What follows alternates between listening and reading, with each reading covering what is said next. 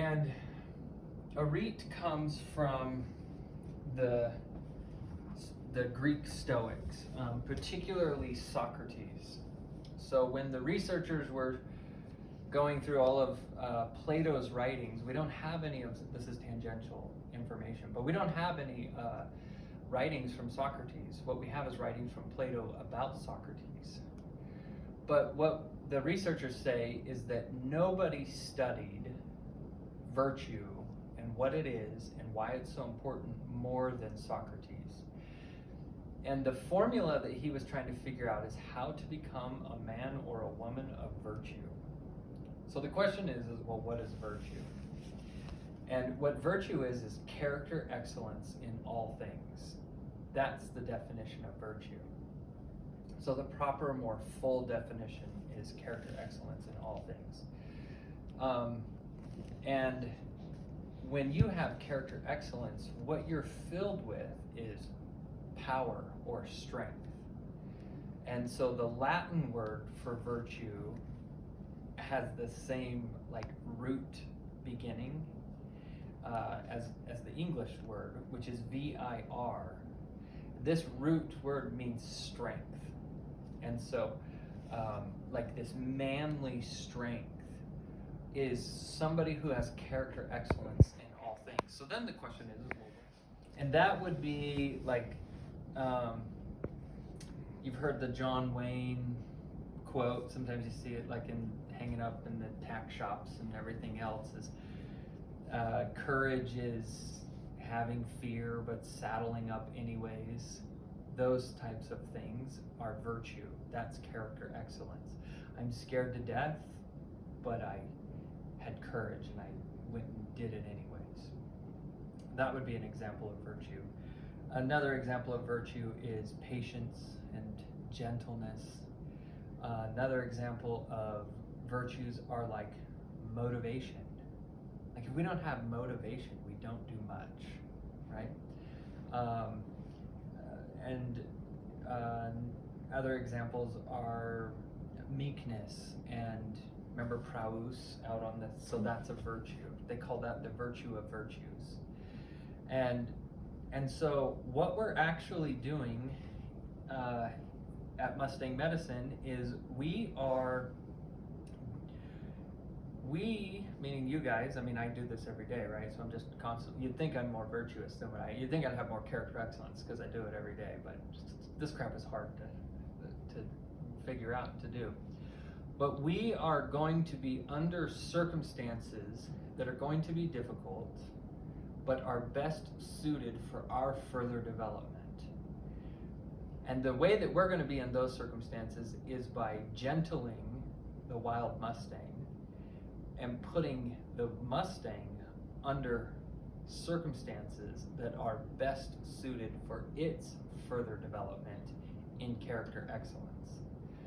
So when you have a wild Mustang that starts bucking, that's the thing that everyone thinks is they meet me and they're like, you gentle you train wild Mustangs?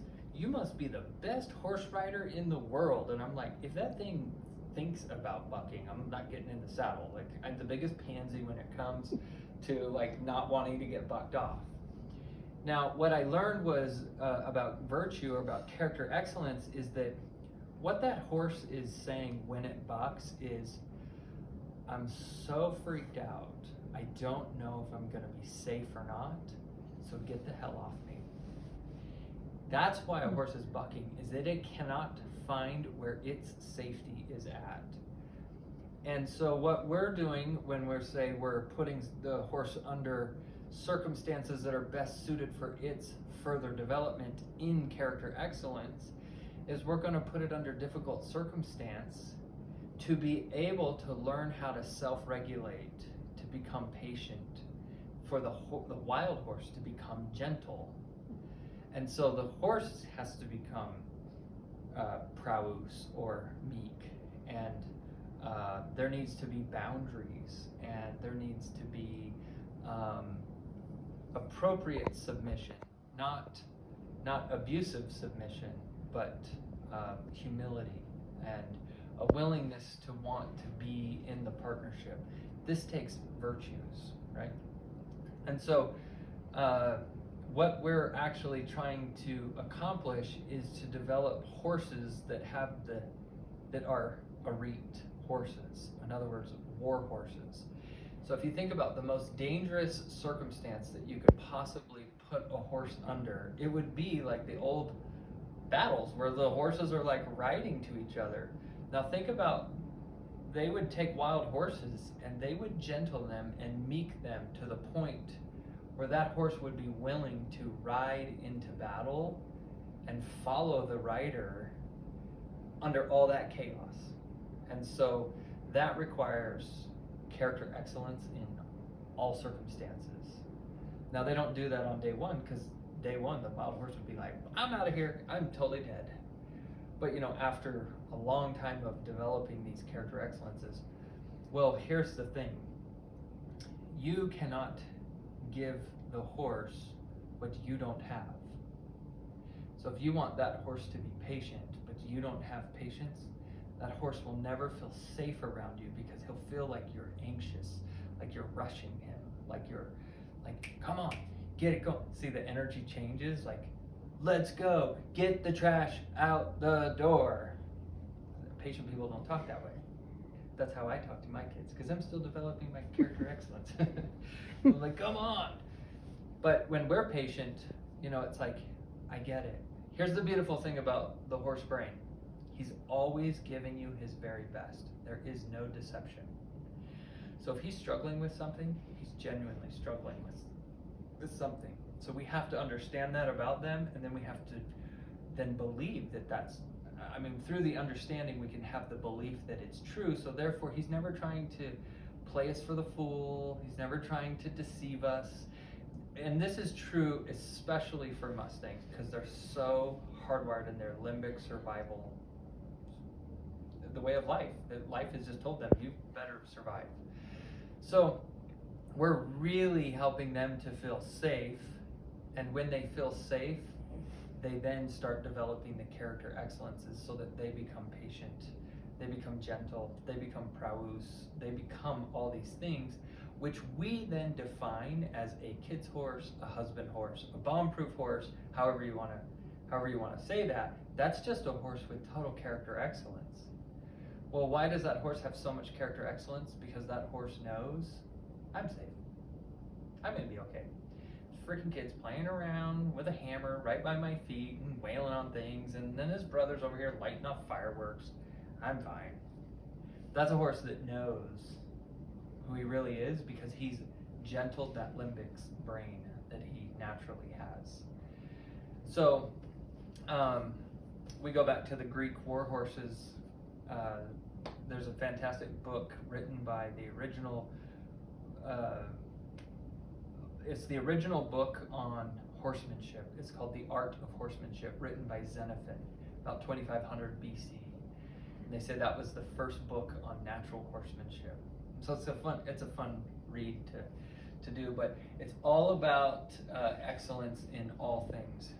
Now, if we had excellence in all things, what would we look like as mothers, as fathers, siblings, neighbors? Crazy, hard, difficult things could really happen, but we would never lose our cool. We would never be out of control. We would never be bucking, fighting, biting, kicking the people around us. Rioting. Right, exactly. And so virtue is the answer. And as it turns out, what we're really trying to do is develop the virtue in us so that we can help the horse develop that same level of virtue, because I can't give him more than what I have. Same thing with humans, right? And so this is what makes the horse so incredible, in my opinion, compared to all other animals, is that the horse and I get to go out and I get to have an honest relationship and the honest feedback about whether my horse has the character excellence or not. And if I'm taking that leadership role in this partnership, then when he's lacking something, it's a mirror to what I might need to work on myself. And so when I become more patient with my horse that's acting and doing dumb, goofy stuff, well then I might be a little bit more patient when I go home and my kids are acting goofy and doing dumb stuff, right? And so I think that, I personally think that Creator put the horse and the man together in this partnership because the horse has to develop the same character excellences as the man does, as the human does, right? And I get to go out and work with my horse and try to get the job done in the day and farm the fields and go to the battlefields and, you know, do whatever man does with the horses. But when I get to come home, I've been practicing my excellence, my character excellences, so that I'm a better human with my other humans in my life, right? So I think that's what makes horses very divine. That's also what creates the foundation of all of our workshops and all of our adventure trips and everything that we do. It's never about the task that we're asking the horse to do or that we're wanting to do with the horse. It's all about the character excellence and how it's being done. And so we get to work on that and we get to develop that. And as we get to work and develop that, well, then we become better humans in the process. And that's where the big aha moments come. Because frankly, I don't care if you guys are awesome horse people or not. I care that you're awesome humans. And if you can be an awesome human, you'll have virtue. And the more virtue you have, well then, like the most virtuous person could come out here and be the best horse trainer ever. All we'd have to do is just show them some skill set stuff. It just is lacking certain skill sets, certain knowledge of how to communicate with a horse. But that stuff is quickly learned and easily learned. But you can have all that skill set and no patience, no kindness, no gentleness. You'll be a terrible, terrible horse trainer. Because that horse will be like, that guy's an a-hole. And I don't feel safe. And so what happens is that horses end up tolerating most of their relationships with their humans because most humans, I shouldn't say most, but you know, a lot of us are just not as virtuous as we think we are. Right. And so then our horses are just like, and then we put spurs on, right? And we put these tools, we put a bit in its mouth. And then we put big shanks on the bit. And then we run chains across the nose of the horse. And we say, what we're really saying is, I don't have a lot of character excellence, therefore you don't really feel safe. But if you start misbehaving and bucking and biting and kicking and trying to run from this problem and this thing, I'll create pain in your life. I'm not going to fix my character excellence. I'm just going to yank on that bit a little bit more. I'll just spur you a little bit harder, and then you'll do what I want you to do. And the reward comes from the behavior, right? And so it's like, what we want is rather than behavior equals reward, because horses will tolerate. They'll tolerate, which is good behavior under immense emotional pressure and tension. I still got the good behavior, therefore you get the reward, but that horse isn't able to just be and step into its own safety and its own self, because it's like, I had better do the right thing, and this feels stressful. This is like kind of having like a tyrant parent, right? Or a tyrant boss or something like that. It's like, I'm checking the emails, making my phone calls, because he's gonna freak out on me if I don't get this. And so like, that sucks, so I'll give good behavior. But how do I really feel? It's like, I hate my life in this circumstance, or I don't feel safe here, I don't feel good. So what character excellences do you feel? What emotions do you feel in that moment? Answer, none of the good ones, right? And so that's the problem I think that we've got going on in society and in our homes and in our own personal lives. And that's the problem that we're going to start fixing and solving. And my way of doing that is just through Mustang medicine.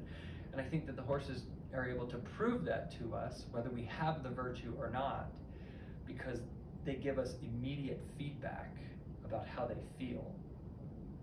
And then I get to just choose to accept that that's the truth or not. And so all the best horsemen always say, when you take the reins off, when you take the halter off, so those horses just stand, like how Brooke's just standing out there. When you take the reins off or you take the halter off, all that you have left is the truth. How does that horse feel about your partnership? You know, in the first while with a Mustang, he's still like got this survival brain, and you can be doing all the right things, and you're patient, and you're all these wonderful things, and you take it off, and he's just like, I gotta go over here and think about what the hell's going on in my life, and okay, that wasn't so bad, but oh boy. So trust is good experience over long periods of time, not short periods of time. So then this is where we read like the Bible and other types of ancient writings where they talk about those who are long suffering. Well, those who are long suffering are like horse trainers who are providing good experience with their wild Mustang over long periods of time. And it's just, I always test, and I take the halter off, and you just know in that moment, because they just hang out, and you're like, we're getting there, okay. It only took me a year, you know, and so, and the other thing I would say about that is quality time is so critical to being able to just spend the time, to go out with the horses and just be with them, just to be a part of them. I'm not asking you to do anything.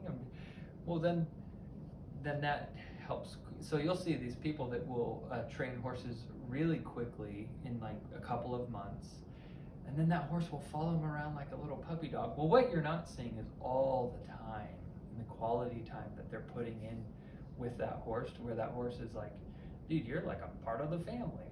And so quality time is critical. So we'll try to put as much quality time as what the workshops enable us to.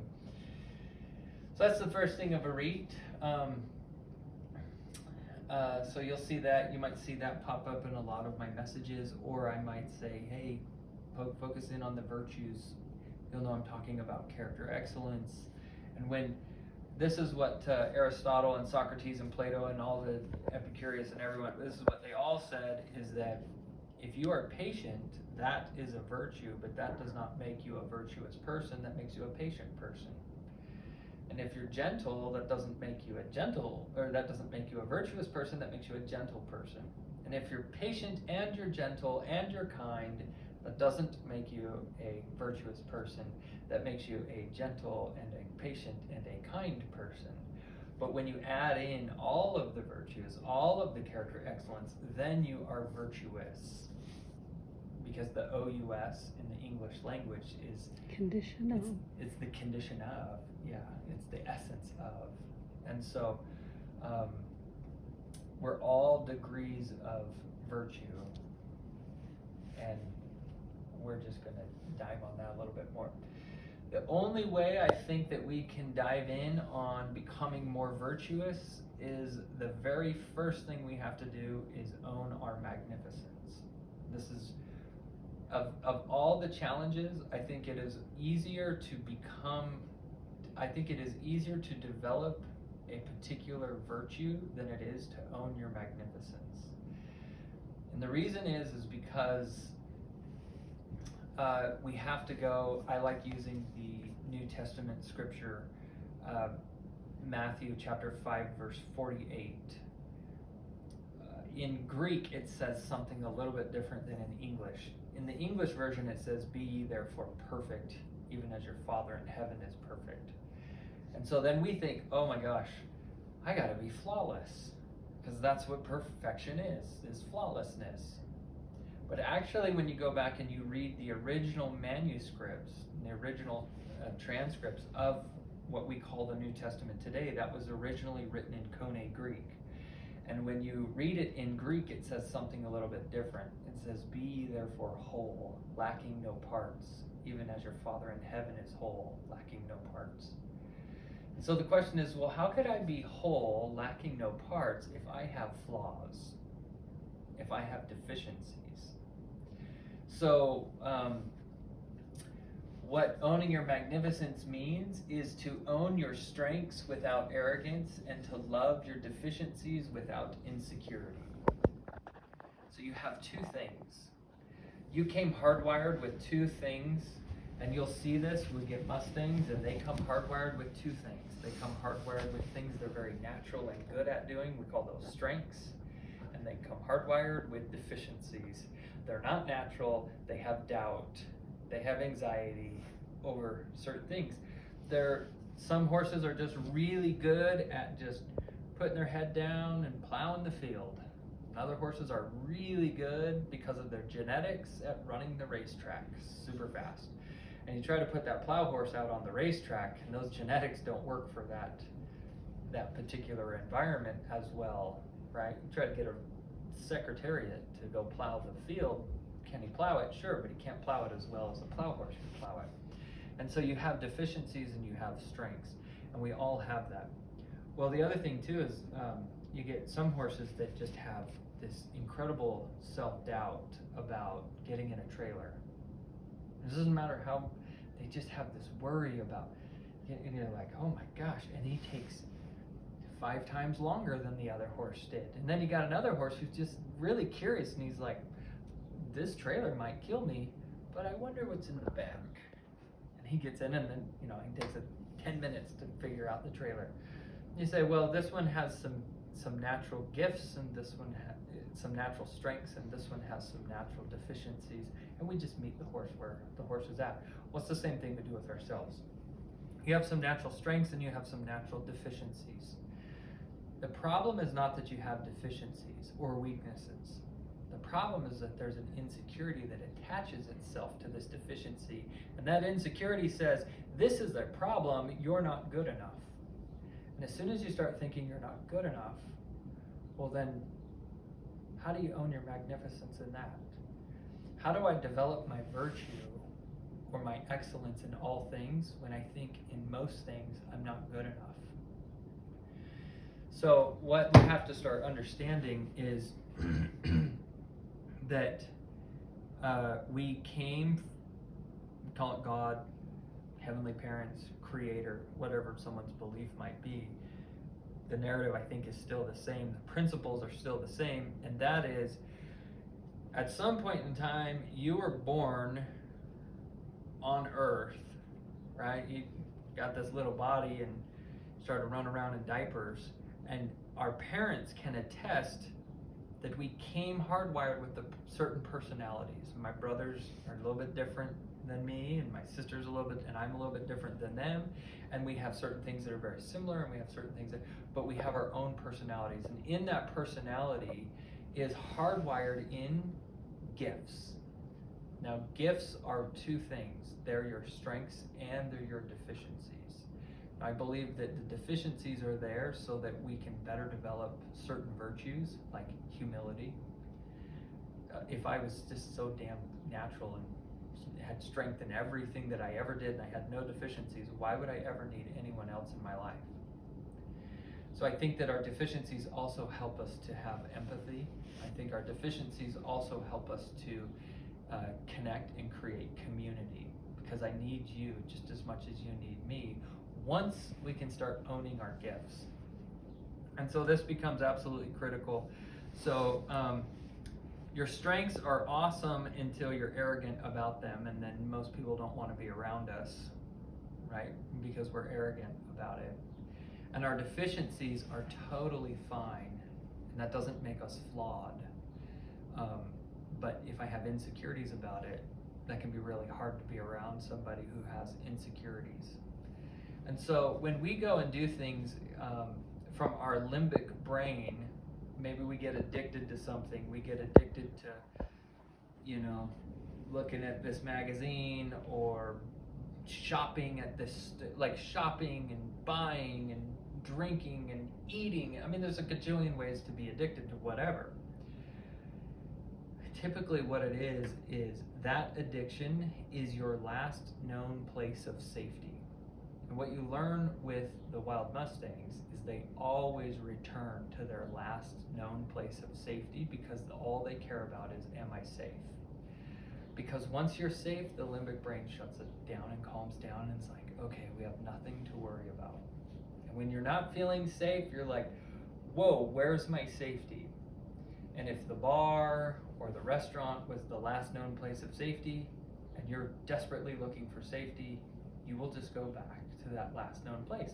And therefore, we're just trying to calm the limbic brain down through our addictions. That's all that's happening, which is a very natural, normal thing. It's just gotten a little out of balance. When abundance becomes excessive, it's out of balance, right? And so then that leads us to our third thing, and we call this the Just Be workshops. And this is a very positive way of saying it. It's a very Native American way of living this particular rule, which is just be grateful. The challenge is that our Western thinking and our Western way of learning, we typically like the apophatic approach, which means I want to know what it is not so that I can better understand what it is. So here's another way of saying just be grateful. We have 4 rules that we live by, and if I had a really cool ranch, I would call them 4 ranch rules, but I kind of have a crappy facility, but we still call it a ranch, right? So these are our 4 ranch rules. The first one is no complaining. The second one is no blaming. The third one is no shaming. And the fourth one is no sorrow wasted. So if I complain about something, then something was at fault, because I'm complaining about it. So therefore, I'm going to blame what is at fault. If you would have, if it would have, you should have. So it's the shoulda, woulda, coulda kind of a thing. And that blame leads to whatever that thing is that I'm complaining about not being enough. Because if I say, if you would have, well, what I've just done is I've just clearly defined that what you did was not enough. It wasn't good enough. And so the definition, according to Brene Brown, of not being good enough is shaming. So no complaining, no blaming, no shaming. If I complain about it, I will blame it because there's something at fault. And if something was at fault, well, then something wasn't enough, and so now I've just shamed it. And so here's the thing. You've never complained about something you were grateful for. So if you'll just be grateful, you won't complain. Therefore, you won't blame. And then everything will be enough. And so there will be no shaming. Now that also means, that leads us to our fourth one, which is no sorrow wasted. Now, life just flat out sucks sometimes, and there's just a tremendous amount of grief or sorrow. And so the question is with my grief or my sorrow, how do I make it into something meaningful in my life? If I don't convert my sorrow into something meaningful, well, then I'll always be miserable. That's just the reality. In the New Testament, if you look up the word fellowship will show up and show you that there are 5 fellowships that are mentioned in the New Testament. Not one of the most disappointing part about these 5 things is not one of them is the Fellowship of the Rings. And so Frodo just gets left out, I guess. And so, but there's these 5 fellowships, and one of the fellowships is to join the fellowship of suffering. And one day I was reading the New Testament, and I read it in Greek. I'm trying to retranslate. I don't think the English language does a good justification in today's world for how English has changed. I think we need a new, more direct, better translation, and I'm giving that to my kids as my gift. Maybe that's a good thing, maybe it's a goofy thing, I don't know. But I've been reading this, and so I was reading about these fellowships as I was rewriting the New Testament for my kids, and I noticed that one of them was to join the fellowship of the suffering. And I thought to myself, how come it's not join the fellowship of misery? And so I started doing some research, and what I found out was really simple, was that we all go through great sorrow and grief at some point in our life, or maybe over long periods of time in our life. The grief and the sorrow become meaningful when it has a purpose.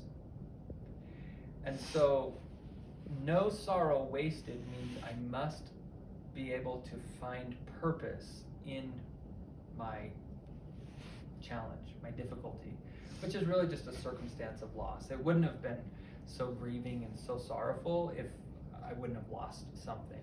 And so betrayal is like a loss of trust and a loss of friendship and a loss of camaraderie, a loss of community, right? These are why there's always a sense of loss, a circumstance of loss. And so what we're going to learn in some of our upcoming workshops is how to utilize the gift of gratitude to convert your grief into something meaningful. Because if you're grateful, you won't complain. You won't complain about the circumstance of loss or the sorrow. And then you won't blame something for not being enough. Someone wasn't paying attention enough. Someone did something wrong. You won't go down that road. And therefore they will be enough, and then there's no shaming. And then because of gratitude, we will have avoided complaining, blaming, and shaming, and we will have no sorrow wasted because we will find the meaning of why this circumstance is in our life. And so the difference between suffering and misery is that misery has no understanding. Misery has no purpose. And so therefore it's pointless. And then it just feels miserable. But suffering, you convert misery into suffering when you can find the meaning of your circumstance. Now, you don't have to be grateful for the hell. Let's say you lost a child or some horrible, horrific thing. You don't have to be grateful that that happened, because that is traumatic. It's terrible. There are horrible things that really do happen, and they are that. However, we can utilize the gift of gratitude to convert our grief and our sorrow into something meaningful. I can become better because of what has happened to me. I can find the message inside of the mess, but I can only do that through gratitude. So gratitude helps us to not complain, not blame, not shame, and have no sorrow wasted, which is why we have our third, thing up here is just be grateful. And so we're going to learn things of how to, I'm going to prove to you that you have most of the skill set that you need to be successful in life and in your journey in life. But what you really need is the ability to self-regulate the emotions, which comes through character excellence, so that you can be with what is, so you don't feel like you have to change it, right? And so these are you'll see that the Mustangs prove all of this kind of stuff. So those are our three things is that we're going to be working on. We're going to prove that virtue is the answer for all of the viciousness that's out there, which is really just having excellence in all things. And then owning our magnificence, to own your strength without arrogance, and to love your deficiencies without insecurity, and then to just be grateful. And so you'll hear me coming back to these things all the time. And if we're in the winter time and the wind starts blowing and the wind is cold, then you'll be reminding me to just be grateful, because it's very easy for me to complain when cold wind is blowing. But what's the message? How can I live a connected life with everything that's around me if I'm complaining about most of what's happening to me, right? It's the difference between it happened for you instead of to you, right? So those kinds of things, and the Mustangs will prove that.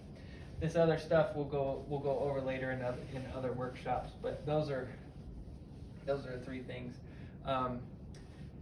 So I guess to kind of recap on some of that, some of the other points to recap on is perfection is wholeness, not flawlessness. Perfection is wholeness, not flawlessness. Be ye therefore whole, lacking no parts. It's wholeness, not flawlessness. That's what perfection really is. And so things don't have to be done flawlessly, they only have to be done intentionally. Then you'll fine-tune the skill set over time to be able to be more flawless in the execution of it. but this is why the Lord judges upon the heart, right? As the scripture says. It's because he's not looking for flawlessness. He's looking for wholeness. And wholeness comes from intention. And then skill set will come because we strive for excellence in all things. That's the thing. And then the other thing is, and we're going to learn this today as we go out to the horses in the workshop, is the word is phronesis. And it's a Greek word. I love the Greek language. There are many great languages out there. Sanskrit is a great language. Hebrew is a great language. I love Greek. They're very rich languages, and they have certain words that don't even translate into an English word. There's no direct translation that maintains the full, rich meaning of the word. So the word phronesis is translated into English as practical wisdom. Practical meaning my daily practical life, and wisdom meaning I know how to apply the knowledge that I have into the circumstance that I'm in. That's what wisdom is. I know you already know this. Knowledge is sweet, but wisdom is bitter. It's so fun to sit there and learn new things. I mean, this is why we love YouTube and libraries and books, and it's this is awesome. And you're like, man, I'm learning how to ride a horse, and it's great. And then you miss a cue, and you miss a horse's questions, and all of a sudden he pitches you off on the ground, and you're like, this is terrible. And then you learn, not to miss that. And so you learn that through experience. And so wisdom comes from experience. And that's why they say knowledge is sweet, but wisdom is bitter. So practical wisdom is that bitter experience that we've learned from our mistakes. We've learned from our bad judgment, and that gave us good judgment, right? And so it's kind of this cool little cycle that we go through. The best way to describe phronesis is if you've seen the movie Les Miserables, which is a classic book. I highly recommend reading the book. As always, the book's better than the movie. And in the movie, there's a guy who's been thrown into prison, and he served 19 years of hard labor for being a thief. And when you read in the book, what you find out is that he was stealing a loaf of bread to feed his nephew who was starving, because they were an impoverished family living in very hard times for their family, and his nephew was extremely hungry, and he didn't have any money, and no one else had any money to feed him, and so he did what he had to do, and he stole the bread, and he got caught, and the punishments were very out of balance to the mistakes. And he spent 19 years in hard labor prison, so it was like breaking rocks and stuff. And after 19 years, he comes out for stealing a loaf of bread. He gets released after 19 years. And just like it's really hard to go get a job if you've had a felony or something like that, there's on the job applications, do you have any felonies? And you're like, damn it, I shouldn't have went streaking at the high school football game, right? And so that can follow you for a long period of time, and that can hurt certain opportunities. And so in the book Les Miserables, he can't get a job because every time he has to fill out it's like having on your driver's license, right, that you've had this felony. They had yellow papers back then, and so you had yellow papers, so no one wants to hire a felon. And so he's sleeping out on the streets, and then the police come and they're like, hey, we're a very nice street, it takes place in Paris, and they said, we don't have any homeless people here, so get off the park bench. And so it's 3 o'clock in the morning, and he's got nowhere to go, and he's got no opportunities, and all he was really trying to do was just feed his nephew 19 years ago. It's a really unfortunate circumstance, and I think many of us can identify with those circumstances. And the police tell him, hey, go over to this Catholic convent, right, and maybe the bishop over there will open up the doors and take you in. And the bishop takes him in. And the bishop's name is Bishop Muriel, and he feeds him, and he lets him get cleaned up and everything else. And the main character who served hard time in prison, his name is Jean Valjean, and he knows that he can't stay here forever. And so he makes a choice out of survivalism again. It's the same choice that he did, except for this wasn't a loaf of bread. He stole silverware. Now you have to understand, back in the day, like in the 1400s, 1500s, 1600s, silverware, we call it silverware because it was actually made out of silver. And that's because it has healing properties. And so the idea was that if you ate from the silver, then it would like help cure viruses and stuff like that. And there's new technology that's come out today that they use silver. It's called nano silver technology, and there's some really cool advanced nano silver technology out there that just proves that silver does have some healing properties, whatever those may be. And so he steals the silverware because he can melt it down and then go sell it, and maybe he can have a start for his life. And he gets caught by the guards, and he's got all this silverware packed in his backpack, and the guards catch him and they're like, okay, we're gonna go through your stuff. And they're like, you have silverware in here and you're a homeless bum, and this doesn't add up. And he's like, oh, I was at the bishop's place and the bishop totally gifted this to me. And so they're like, cool, well, let's go see if that's what the bishop says. And so they take him back over to the convent. They bring Jean Valjean to Bishop Myriel, and they say, this guy says that we've arrested this guy, we found him, he looks suspicious, and he's got silverware, and he says you gave it to him. And the bishop says something very interesting. He says, yes, Jean Valjean, I am so disappointed in you. You forgot to take the candlesticks. The silver candlesticks are worth more than all of the silverware, and you forgot to take those. Let me go get those for you. And the guards are like, what the crap? This guy was actually telling the truth. But the fact is he had stolen it and he had lied. And so the question I always ask everyone is, who lied to the guards? Jean Valjean about the bishop giving him the silverware, or Bishop Myriel about him giving Jean Valjean the silverware? And the answer is they both lied. But one of them did the right thing to the right person at the right time and in the right place and for the right reason.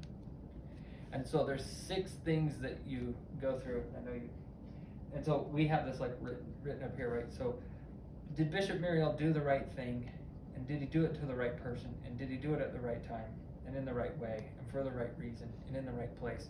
Now imagine if he would have said, he did steal it, and then the next morning he wakes up and he goes down to the police station. He's like, I was thinking about it. I actually did give it to him, right? It would have been the whole same narrative, but he would have gotten the timing off and the place wrong, and therefore it would not have been Phronesis. But then you look at Jean Valjean's life and you're like, well, he also lied to the guards, but how come he wasn't Phronesis? Because he didn't do the right thing to the right person at the right time. And so sometimes what happens is that the only way to make a good judgment is to understand the nuance of the circumstance. And the only way to understand the nuance of the circumstance is to run it through these 6 filters and say, what is the right thing at the right time? And we're going to do that with the Mustangs a lot of times. You're going to see that we're always putting the Mustangs under circumstances of pressure that are best suited for their further development. But the horses do not learn because of the pressure. They behave because of the pressure, but they don't learn because of the pressure. They learn when it feels safe, and often that is the release of the pressure. And so what we're going to find is we're going to be putting the Mustangs under certain circumstances of pressure, and in one moment, based on the nuance of what's happening and what the horse is feeling and what he's experienced before, we might continue to put the saddle on, for example. And then in another moment, we might step away and release the pressure. And the only way to be Phronesis is to be able to understand the nuance of the circumstance. And the nuance of the circumstance requires a lot of experimenting, and experimenting sometimes goes really good and sometimes goes really poorly, and in that you get wisdom, because sometimes it's pretty bitter when it goes poorly, but then you stick with it and you keep going and you go, oh my gosh, I know what the right thing to do is at the right time, in the right place, in the right way, and all those things, and you run through those 6 things. And the Greeks had a word to sum it all up. It's just called Phronesis. And Aristotle wrote a book. It's probably, arguably, his most popular book that he ever wrote, and it's called Nicomachean Ethics. And it's the distillation of how to be Phronesis. That's what Aristotle was teaching. And what Aristotle believed, see, Socrates mentored Plato, and Plato mentored Aristotle. And Aristotle, because of time, was able to develop what they call the Aristotelian way, which is how to treat each other in the most Phronesis way, or the most wise way. And in the Old Testament, it says, in all thy gettings, get wisdom.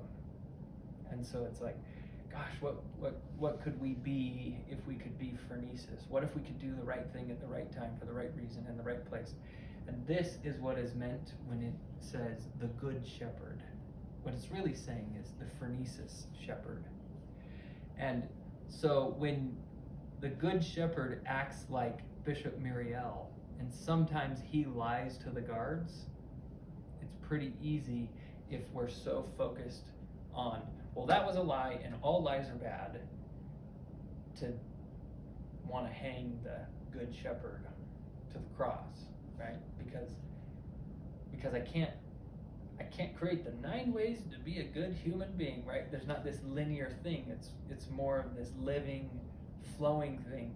And the value of that is that we have to know each other, and we have to be connected with each other. In other words, it has to be a partnership. And the Mustangs prove this, because what you want is you want a true partnership, that's based in trust, and that comes from being Phronesis in all things. While these guys are totally freaking out, we're giving them good experience over long periods of time, while we're developing our character excellence to help them develop their character excellence. And some shit goes down, and sometimes it sucks, and then we don't complain about it, and therefore we're not blaming the Mustang, because the Mustang just has given us the best, and then we don't shame it, and then whatever sorrow that came from that is never wasted, right? So that is the essence of Mustang medicine. That's what it's really about.